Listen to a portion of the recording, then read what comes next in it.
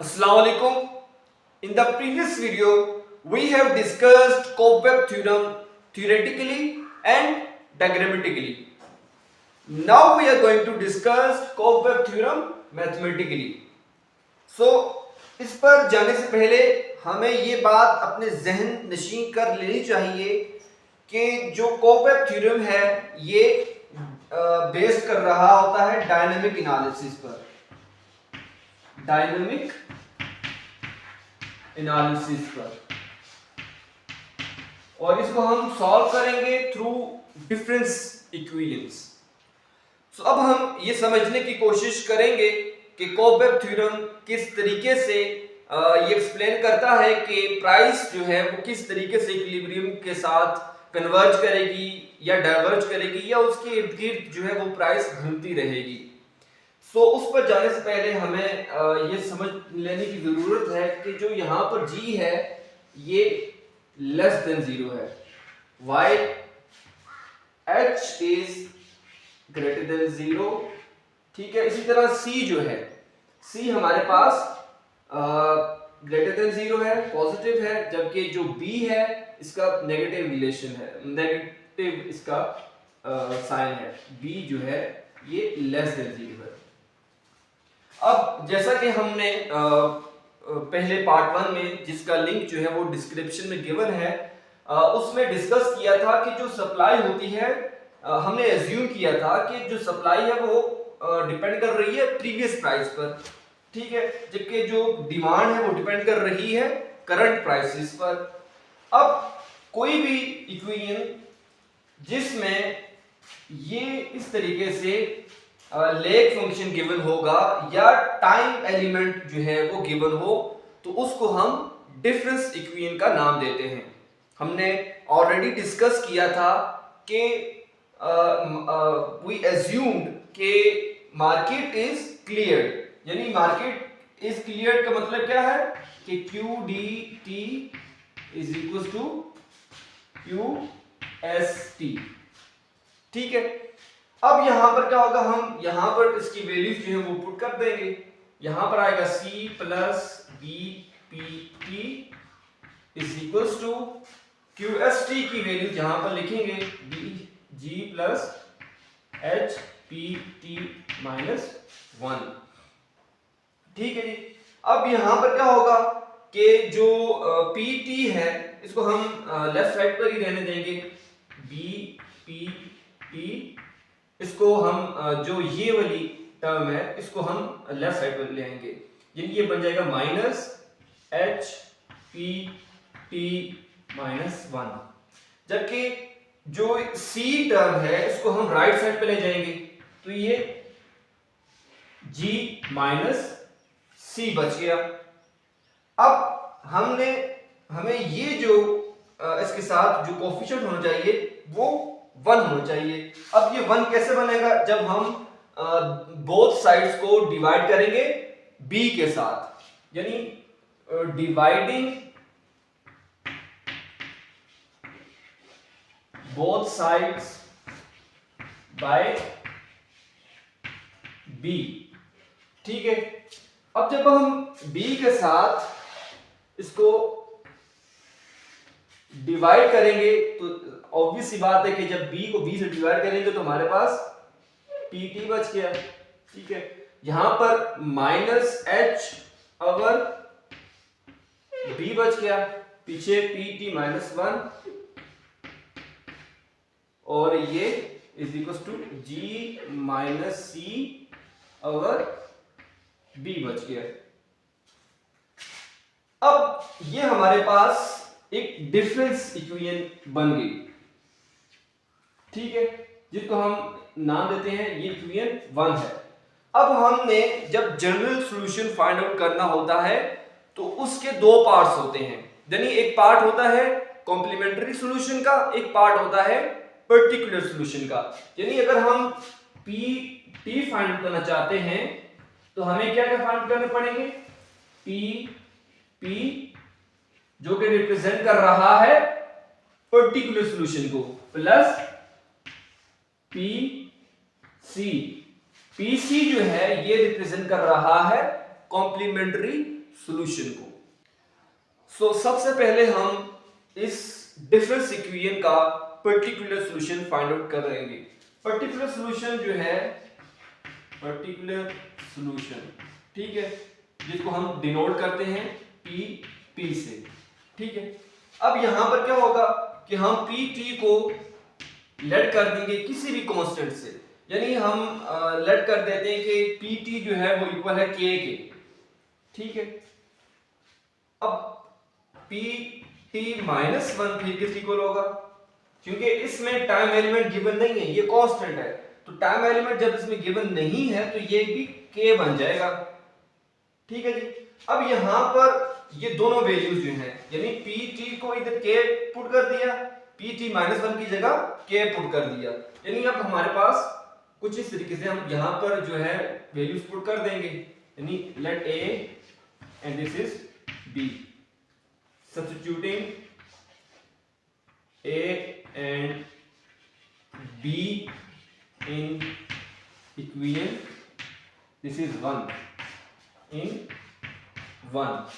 अब यहां पर k आ गया, minus h over b, k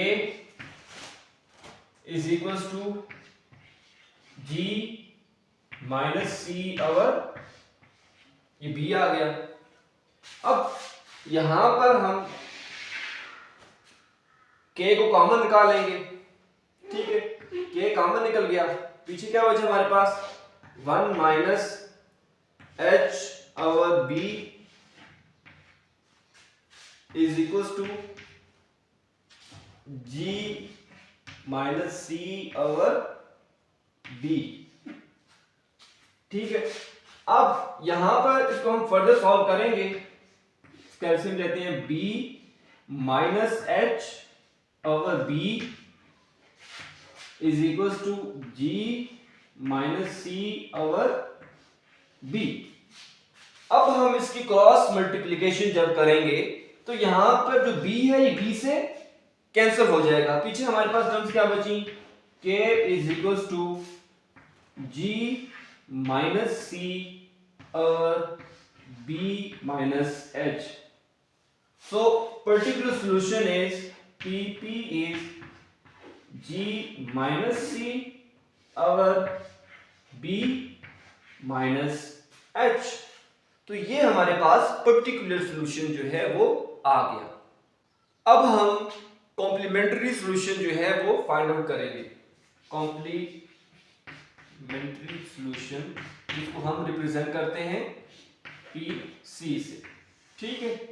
अब PT को हम लेट कर देंगे यहां पर is equals to A R T, ठीक है।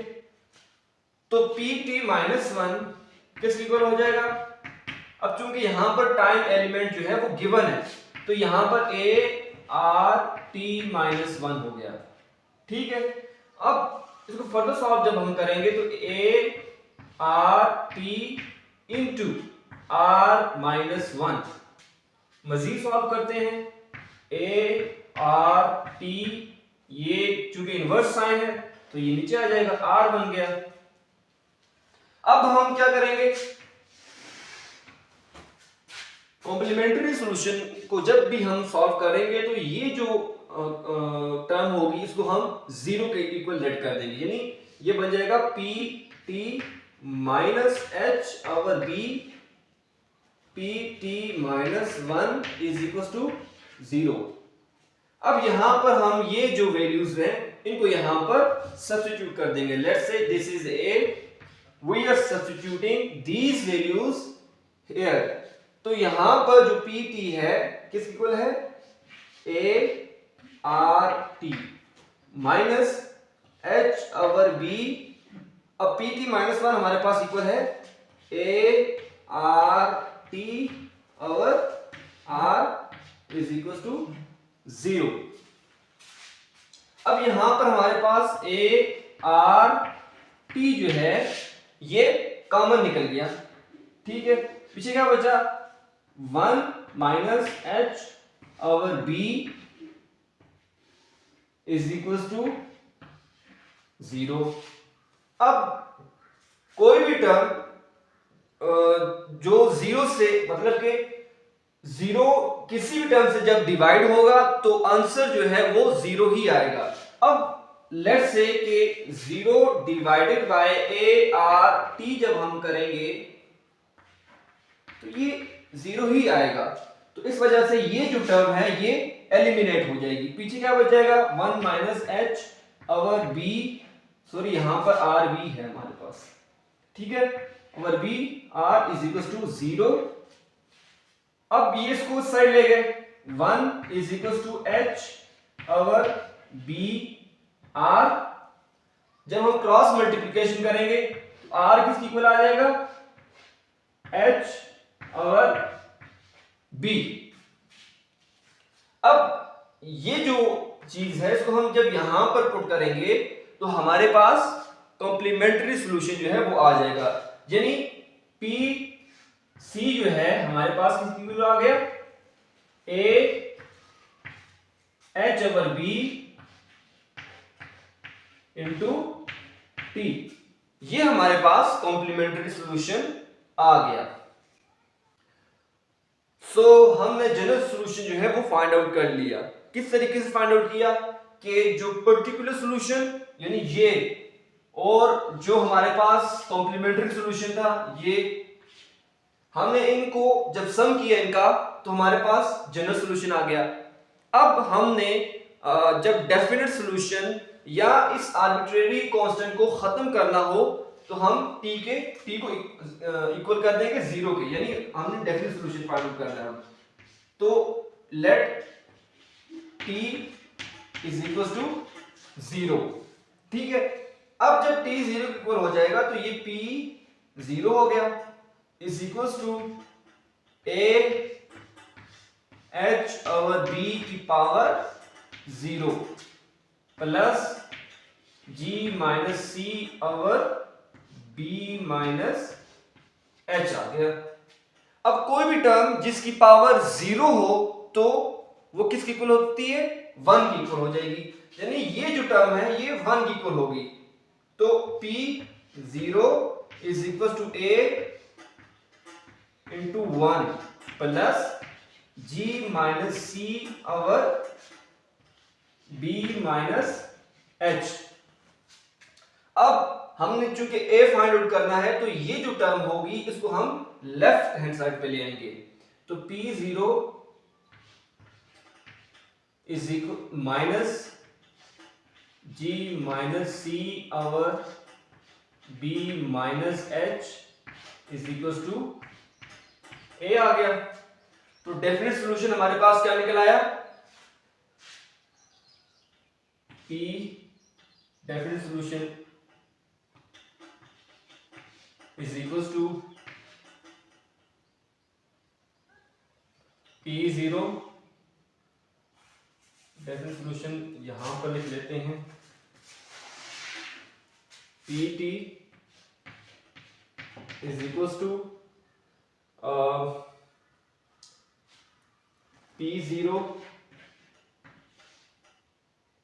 Minus G minus C over b minus h, ठीक है, इंटू h ओवर b की पावर t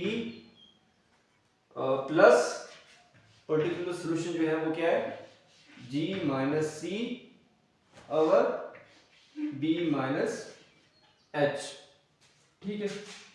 अब यहां पर समझने की जो हम जरूरत है, जिस चीज को हमें समझना है वो क्या है कि जो हम किस चीज को देखकर डिसाइड करेंगे कि आया जो प्राइस है वो कन्वर्ज करेगी इक्विलिब्रियम के साथ या वो डाइवर्ज करेगी या वो परपेचुअली जो है वो ऑसिलेट करेगी, यानी वो इक्विलिब्रियम प्राइस के इर्द गिर्द ही घूमती रहेगी। तो वो हम जो है वो डिसाइड करते हैं इस टर्म की बेस पे, यानी h ओवर b जो है, if this is greater than 1, यानी क्या मतलब कि h, इसको हम फर्दर सॉल्व करें एच जो है वो ग्रेटर हो बी से, ठीक है जी। तो इसका क्या मतलब हुआ कि जो h किस चीज को, पहले हमें ये समझने की जरूरत है कि h किस चीज को रिप्रेजेंट कर रहा है। h रिप्रेजेंट कर रहा है किस चीज की स्लोप को, सप्लाई की स्लोप को, जबकि b जो है वो डिमांड की स्लोप को रिप्रेजेंट कर रहा है। जब हमने डाइवर्जिंग का केस था उसमें हमने क्या डिस्कस किया था कि जो h है यानी जो स्लोप है सप्लाई की, अगर वो बड़ी हो जाए स्लोप ऑफ क्वांटिटी डिमांडेड, तो जो प्राइस है वो क्या करेगी, डाइवर्ज करेगी। यानी ये हमारे पास केस कौन सा आ गया, डाइवर्जिंग का, ये डाइवर्ज करेगी। लेकिन अगर h एब्सोल्यूट स्लोप जो है और b इज लेस देन 1, इसको अगर हम मजीद सॉल्व करें तो absolute slope of supply is less than absolute slope of demand. यानी जब ये वाली वैल्यू जो है छोटी हो, ये बड़ी हो, तो ये लेस देन 1 होगी, ठीक है। अगर मैथमेटिकली अगर हम समझे, जब ये लेस देन 1 होगी तो प्राइस जो है वो क्या करेगी, कन्वर्ज करेगी। जैसे जैसे आप टी बढ़ाते जाएंगे तो प्राइस की जो मूवमेंट है, ये टेंडेंसी है, वो किस जानिब होगी, इक्विलिब्रियम प्राइस की जानिब। यानी ये हमारे पास क्या बन गया, कन्वर्जिंग केस, ये कन्वर्ज करेगी इस तरीके से अगर हुई, ठीक है। अगर h और b जो है वो इक्वल आ गए, यानी h over b is equals to 1. In other words, if h is equals to b, इसका मतलब क्या हुआ कि जब h की भी वही वैल्यू है जो b की वैल्यू है, तो वो तो इक्वल्स टू 1 आ गया।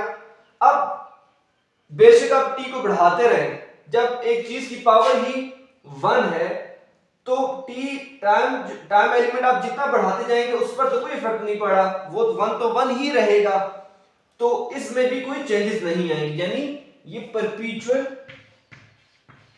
ऑसिलेशन के लिए, परपीचुअल ऑसिलेशन कहलाएगी।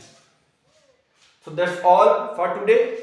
मैं उम्मीद करता हूं कि आपको कॉफवेब थ्योरम मैथमेटिकली समझ आ चुका होगा।